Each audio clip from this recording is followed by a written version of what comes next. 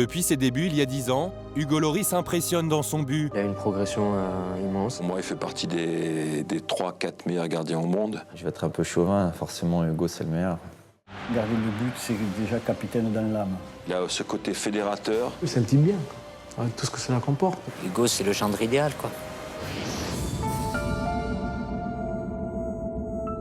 Est-ce que vous faites partie des 5 meilleurs gardiens au monde, Hugo?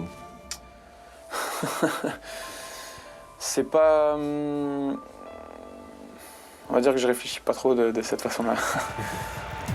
C'est un gardien qui est très efficace sur sa ligne, qui a du punch, comme on dit, quoi, du peps, quand il pousse sur les jambes. Voilà, ça c'est son point fort. Une qualité presque innée. À Nice, nous avons rencontré son tout premier entraîneur au CEDAC de Cimier. C'est sur ce terrain, collé au Stade du Ré, que le petit Hugo débute le football avec déjà une détermination et des dispositions hors normes. Je vois arriver un jeune homme, tout petit, puisqu'il avait 7 ans. Il me dit « Je suis Hugo Lloris, je viens pour jouer, mais gardien de but ». Je lui ai dit « Écoute, ça, tu sais, c'est une denrée rare ». Et mon collègue l'a fait travailler et il me dit « Ce petit, c'est un phénomène ». Il n'était pas les pieds à plat, toujours sur la pointe des pieds, prêt à partir à droite, à gauche. Je prenais du plaisir à plonger, à sortir dans les pieds des copains. Donc voilà, je pense qu'il y avait cette notion déjà de responsabilité. C'est marrant parce que ça paraît très loin, mais ça reste très frais dans ma tête, donc ça fait plaisir. Repéré par l'OGC Nice, il devient pro à 18 ans à peine. Mais c'est à Lyon qu'Hugo Lloris va franchir un palier. Il y signe à l'âge de 21 ans et rencontre son mentor, Joël Batz. Allez poulet, on se met dedans ou pas? Allez, et celle-là encore là-bas. Voilà poulet, bien joué, récupère. Le gardien de but, il doit être un peu fou quelque part. Il l'avait en lui, cette folie. Je l'ai fait sortir encore un peu plus pour l'amener à avoir ce grain de folie qu'il faut par moment dans certains matchs. Il m'a permis aussi de me connaître mieux moi-même, de vouloir me surpasser, de repousser mes limites. À Lyon, il découvre la Ligue des Champions et l'équipe de France.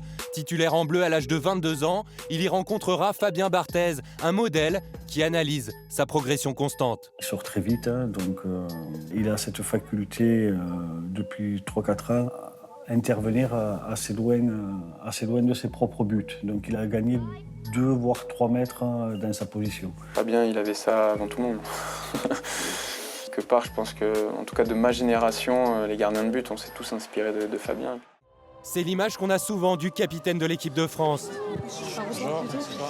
Introverti voire timide, mais il cache aussi un tout autre tempérament. Il a du caractère, hein, c'est pas un béni oui-oui, et quand il a envie de dire quelque chose, il le dit, mais c'est des mots qui sont pesés, donc il fait en sorte de garder toujours son calme, mais par moments, comme chez ces personnes qui ont ce caractère-là, ben, quand la cocotte elle explose, ça s'entend et ça a du poids, quoi. La preuve en 2011, Lyon mène 2-0 avant de concéder le match nul sur la pelouse de Nice. La scène qui suit reste célèbre.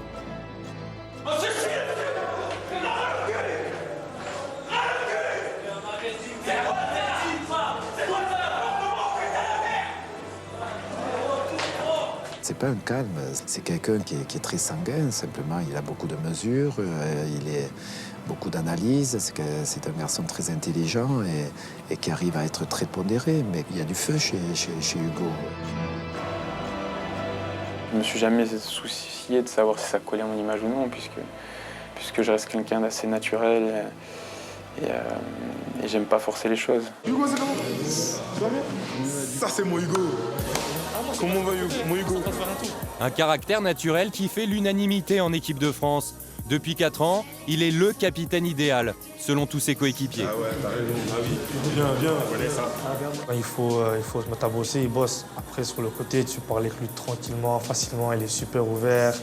T'as un petit problème, tu lui demandes, il te résout ça sans problème. À chaque fois qu'il y a des questions à l'intérieur du groupe, les joueurs se tournent naturellement vers lui et lui tient son rôle à cœur et de parfaite manière. Donc voilà, il n'y a pas de raison de douter de lui et de ses capacités. Quand il parle, on l'écoute, donc c'est pour ça qu'il est très respecté en équipe de France et aussi à Tottenham. Il préfère ça que ce soit un mec, un aboyeur qui parle à tort et à travers. Un leader qui aime le dialogue mais déteste le conflit.